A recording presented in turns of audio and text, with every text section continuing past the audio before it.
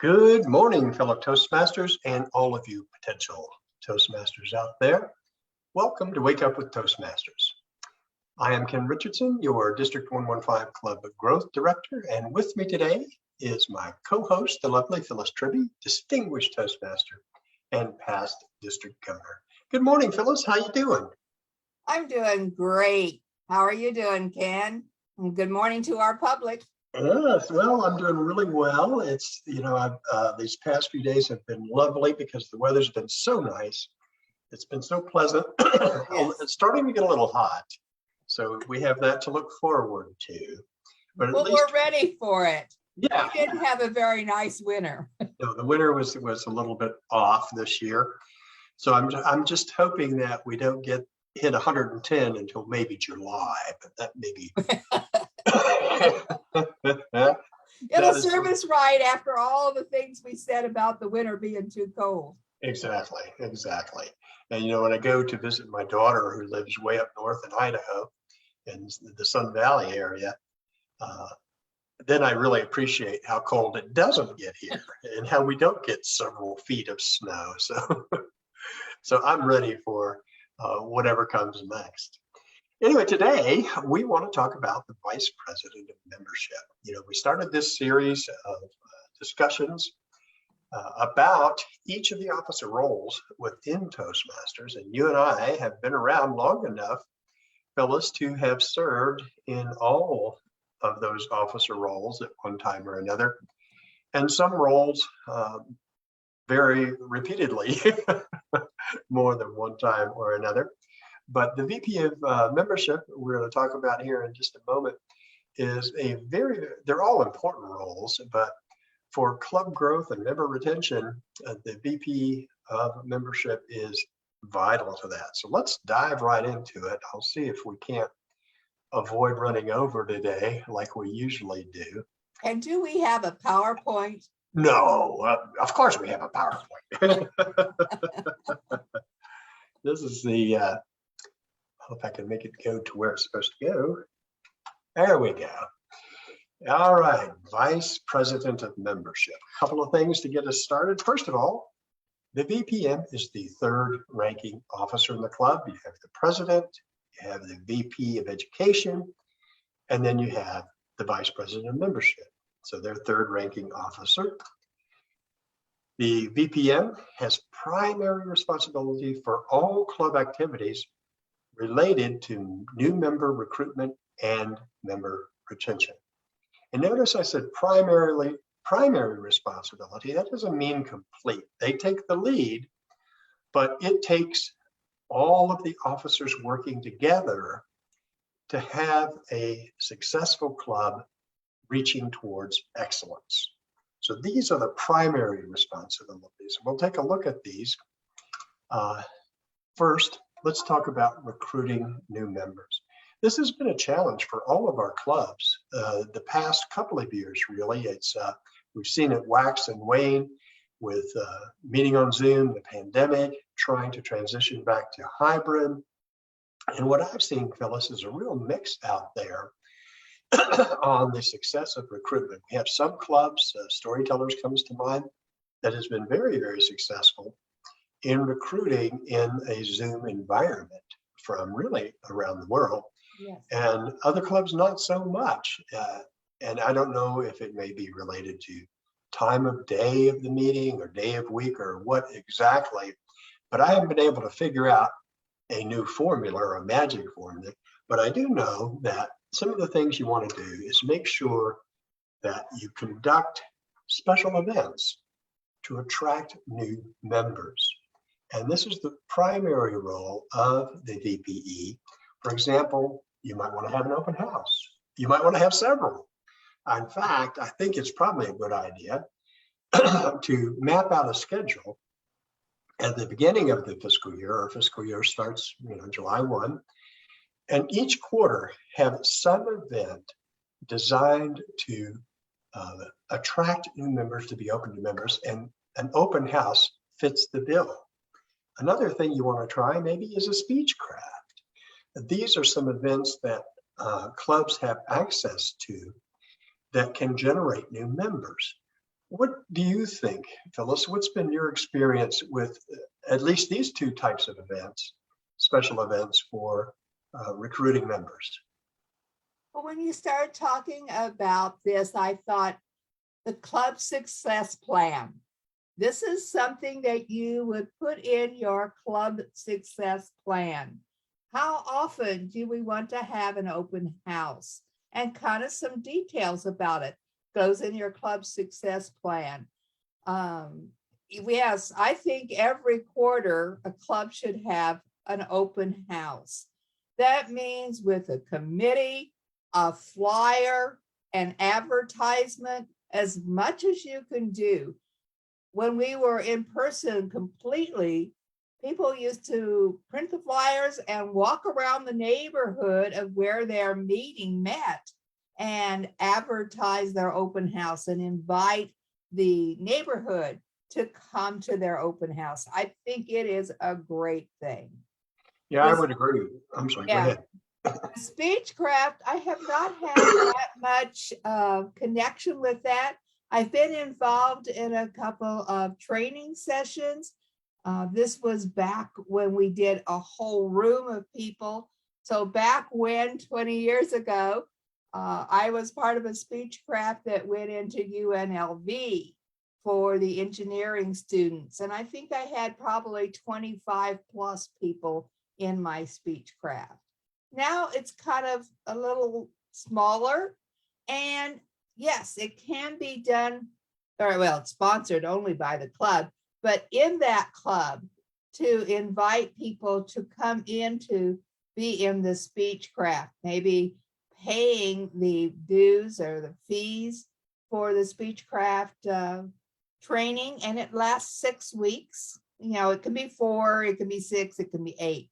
So 6 weeks that new people that have not been in Toastmasters before could come to your club for that amount of time and learn all the details. But in the speechcraft, we're mainly talking about people giving speeches. And I believe they have the speeches in speechcraft 3 to 4 minutes. So they get several times to speak in front of the group. And if they decide to join Toastmasters completely, they would get credit for those in pathways. Let me ask a question. I don't know that we do a very good job in analyzing the effectiveness of things that we do. So one of my questions is, do you have a sense of what's the conversion rate with an open house or a speechcraft?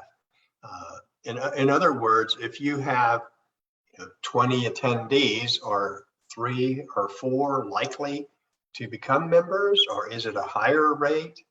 You have any sense of how that works, Phyllis, or what kind of data we can share with our viewers?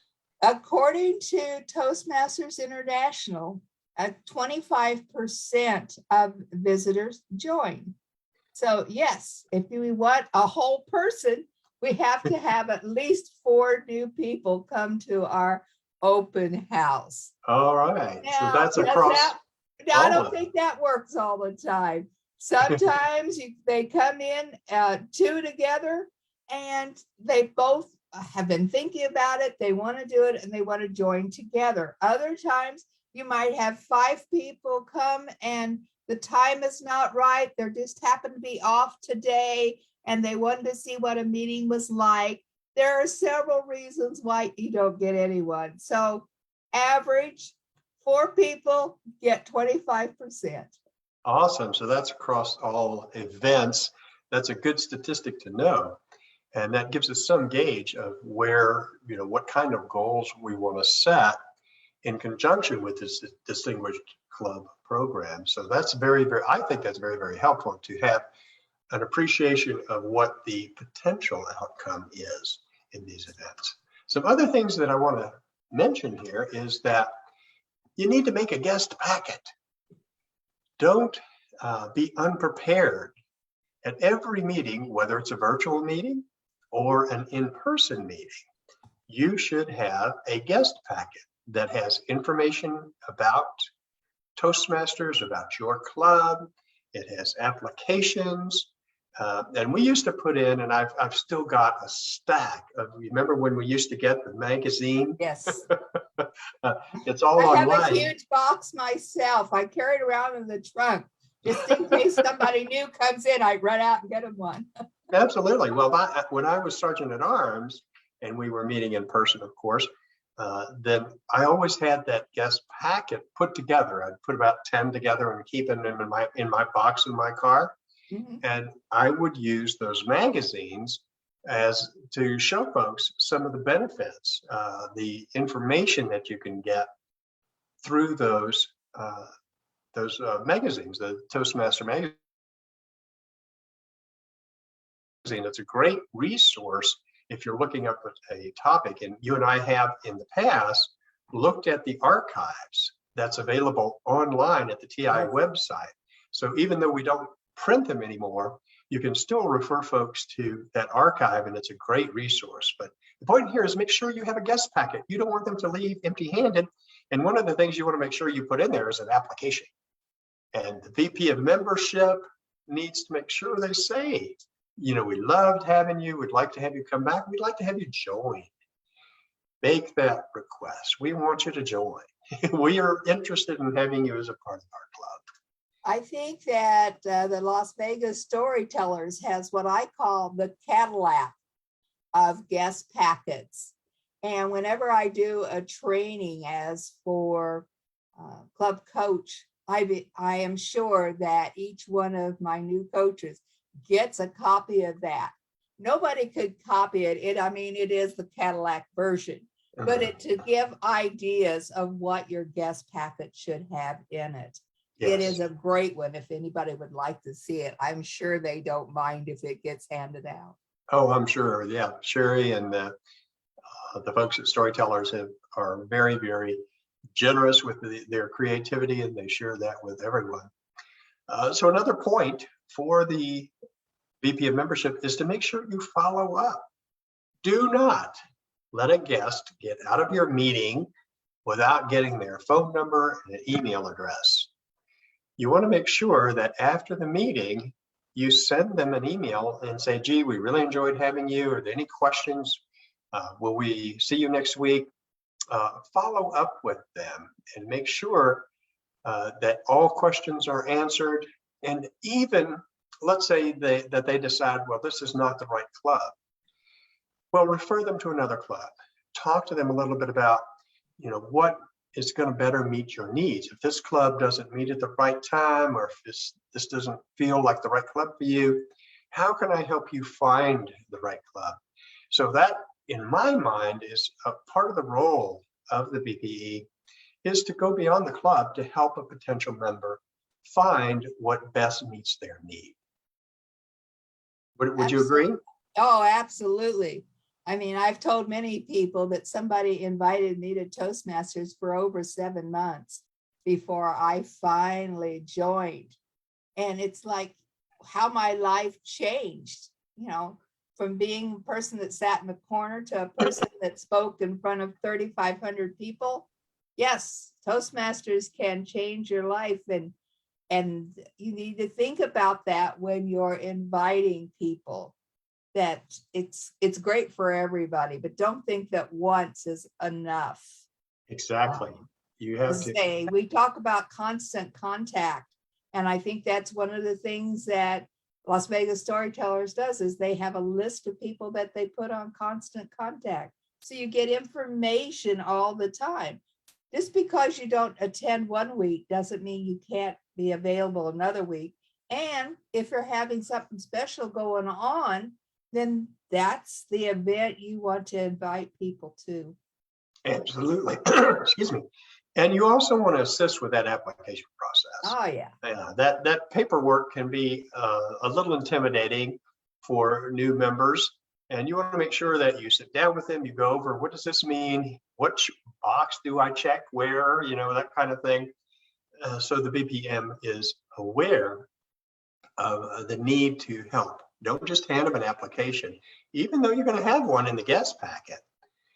one of the things you want to, in part of your follow-up, is say, let me help you with that application process. I can sit down, we'll go over it together.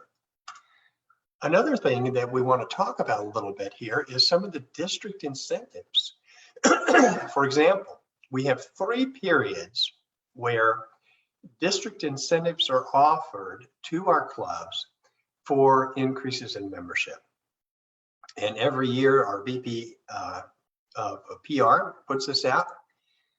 And the first section is the Smedley Award, August to September. So that's the early period of getting membership recruitment up. Another one is Talk Up Toastmasters, and that comes up January to March. And then we have Beat the Clock, April to June. Do you find that these incentives do provide your club with a proper incentive to push or to hold events during these time frames, Phyllis? Well, absolutely. And one of the ways that I remember this is that it's dues time. So 2 months before each dues time, or 2 months before the end of the Toastmaster year, there are incentives. And during those 2 months before, we can get more membership in if possible.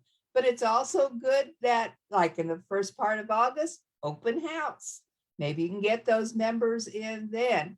It's also great if these are the district ones, but these are also the ones that come from Toastmasters International.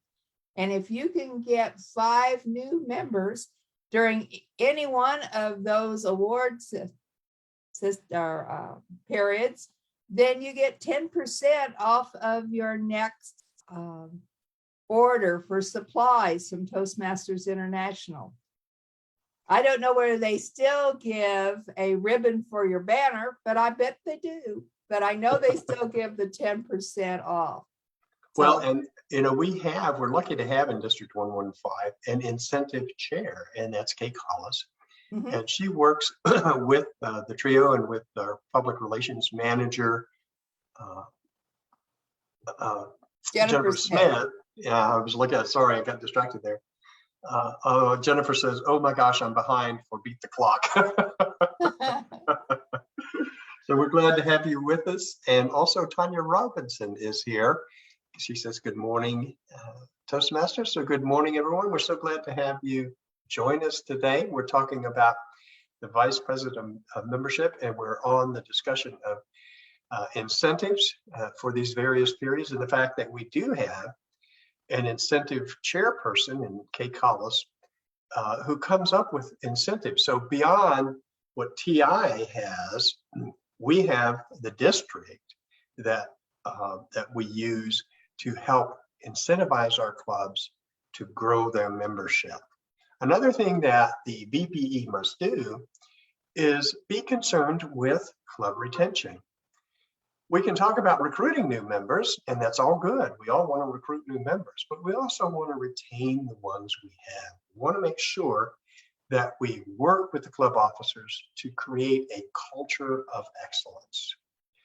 We have things that, are sort of second nature to us in Toastmasters, but they mean a lot to our members, like starting a meeting on time, making sure we have the roles filled, making sure that our members are getting what they need out of Toastmasters, that they have the opportunity to present a speech, to move on in pathways and what have you. So that requires collaboration with the other officers of the club.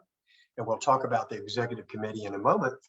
But the goal here is to create a culture of excellence. The expectation is that this club attending these meetings is worthwhile, and I'm so excited, I don't want to miss one. Recognize member achievement. This is so important.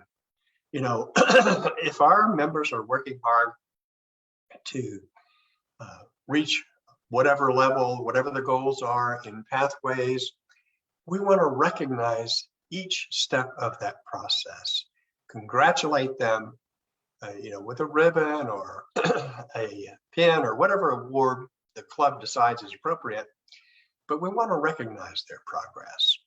And then we also want to make sure that we follow up. This is a very important role. You and I have talked about this. You follow up not only with guests who are potential new members, but follow up with missing members. Members who have not shown up in a couple of weeks, send them an email. Hey, is everything okay? What's going on? We missed you at the last meeting. And I know that, I've been VP of membership. And I know that that works. It doesn't work all the time because I've had situations where I've never gotten a response trying to email or call a member who hasn't attended in a while. But I've also had success reminding members, and they'll say, I just got busy. It sort of slipped my mind. I'm glad you reached out. Yeah. Any other thoughts on ways that we can, make this more tangible for our members, more real in terms of creating that culture of excellence and recognizes and following up? Anything you'd add to this? Well, I think you're right about the follow-up with missing members. And it doesn't necessarily mean only the VP of membership. People want to know that they've been missed, especially if something's going on in their lives that they need someone to talk to. And I think follow-up is very important. And we mentioned recognition of the members' achievements. And that can be something outside of Toastmasters also, something that they've been talking about in meetings and they've had success with. So don't think that it's only about things that happen in Toastmasters or the Toastmaster meeting. It's things that can happen outside so that they know that you're truly interested in them, which we all are. It's a family and we're interested in what they do outside of Toastmasters. Well, I'm glad you brought that up because it made me think, speaking about excellence or culture of excellence, I know there's a club that's working on, they're going to have a meeting at Sunset Park. So they're going to get out of their routine and they're going to provide like a picnic environment. And that's something that really, really helps your members because sometimes we do get into a routine and it can get a little boring. So shaking things up and thinking outside the box, I hate that expression. I know it's overused, but in this particular example, I think it's appropriate. And having a meeting in a different location or a place like a park, a different environment. Other things that the VP of membership needs to think about is the area council. We talked about the area council, which the area director is the chair, but each club within that area has the president, the vice president of education, and the vice president of membership. All are members of that council. And I think it's important to attend and stay up to date on what's going on in the council. It's hard, but because it is an extra meeting, but it's something you need to do. Arrange for a replacement. If you're going to be out, make sure. And when I was VP, it was the secretary. If I was going to miss a meeting, I would make sure that the secretary had guest packets and would give me the contact information. And then mentor your successor. This with every role. This is important. What are your thoughts on that? Well, for other responsibilities, I really think that the mentorship program should belong to the VP of membership. They know who the new people are that are joining and should be able to set them up right away with a mentor. So this is what I said. There are many jobs that are under the VP of education that can be dispersed elsewhere when the job gets too large to handle. And mentorship, I think, is one of the things that belongs here. Well, I'm so glad you brought that up because collaboration between the officers, it's not always cut and dry. And you can easily have, particularly between the vice presidents, the VP of Ed, the VP of PR, they have to work collaborative to make things happen. So it's a team effort, which is just another example of how Toastmasters prepares you for leadership. Now, of course, the VPM is a member of the executive committee. We've looked over this before. You have the president, the VPE, VPM, PR, secretary, treasurer, sergeant at arms, and immediate past president. That is your executive committee, and they have an extremely important role in making sure that they do a club success plan. You and I talked about this. You mentioned it a little bit earlier. When it comes to scheduling the open house well in advance, they should have meetings monthly or quarterly to gauge the progress. And that means also using the Distinguished Club program, because it has the requirement of new members. What have you seen in your experience, Phyllis, that makes this sort of a routine and makes it successful within a club? Well, we do a business meeting after every club meeting. And so these things can be discussed at that time. But always we're talking about the Distinguished Club program. But one of the challenges in the Distinguished Club program is to get 4 new members. And a second goal is to get an additional 4 members.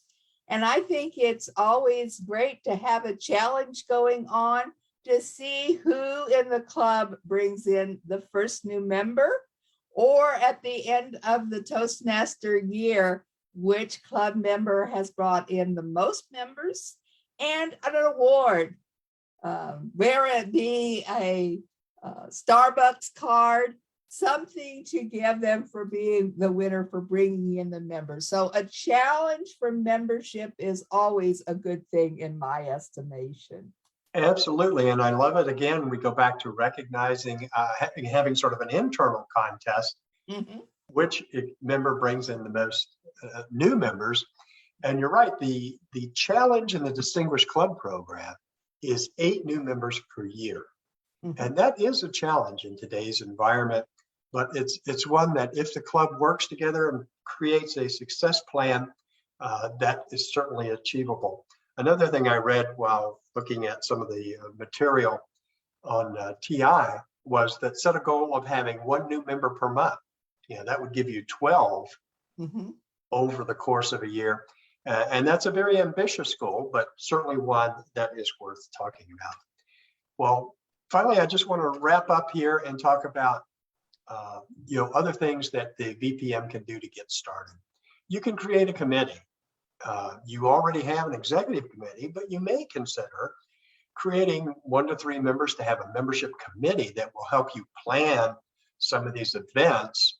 And the advantage of that is you're building future leadership within your club. When you create a committee, whatever officer role it may be, you may have one for VPE, you may have one for any other role, but on the membership committee and all committees, you are creating tomorrow's leaders by getting them started today.